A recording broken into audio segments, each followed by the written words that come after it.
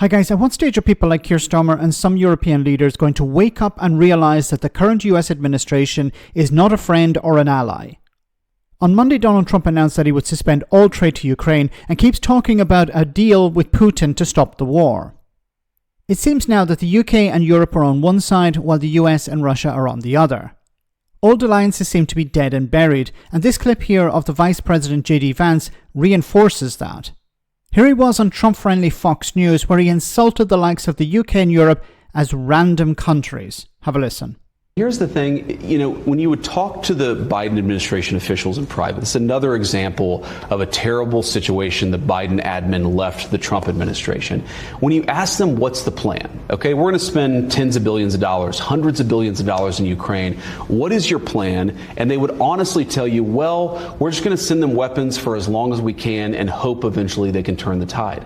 Hope is not a strategy. Throwing money and ammunition at a terrible conflict, that is not a strategy. The only guy in town with a strategy is the President of the United States, and everybody needs to follow his lead. What scares me is Zelensky, when he says it's going to go on for years, how many more lives are going to be lost? He's not going to have a country to save at the end of that. The minerals deal would have provided the monies to rebuild their country and a strong U.S. presence and maybe European troops as well. And this is an important part of it. The president knows that, look, if you want real security guarantees, if you want to actually ensure that Vladimir Putin does not invade Ukraine again, the very best security guarantee is to give Americans economic upside in the future of Ukraine. That is a way better security guarantee than 20,000 troops from some random country that hasn't fought a war in 30 or 40 years. The security guarantee and also the economic guarantee for Ukraine is to rebuild the country and ensure that America has a long-term interest. You're not going to do that if you come to the Oval Office, insult the president, and refuse to follow his plan for peace. Okay, there's a lot to unpack here. So first of all, this idea of random countries. In 2001, when the United States was attacked, Article 5 of NATO was triggered. And the United Kingdom, and along with many other countries, threw their support behind the United States and supported it attacking Afghanistan. They lost a lot of troops.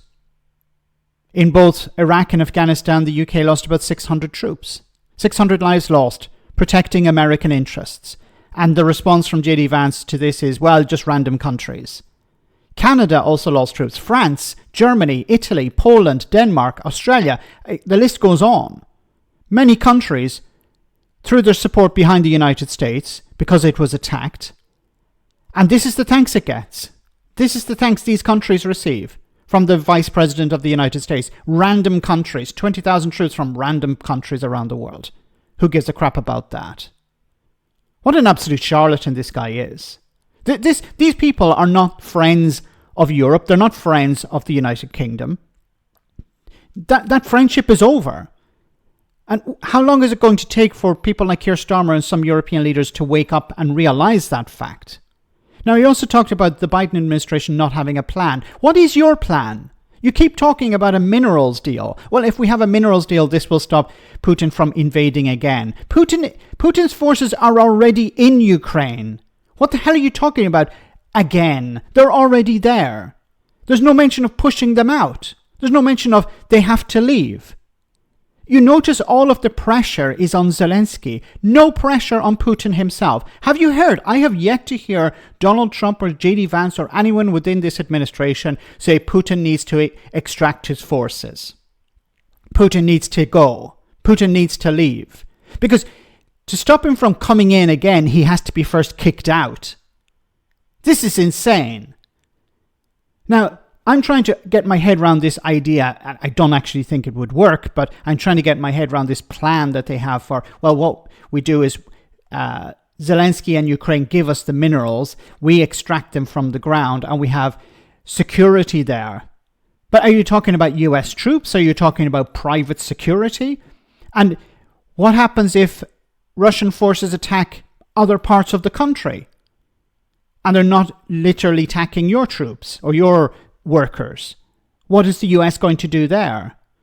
The US has said on a number of occasions, we're not going to put troops into Ukraine. We don't care about protecting Ukraine. That's the Europeans' job.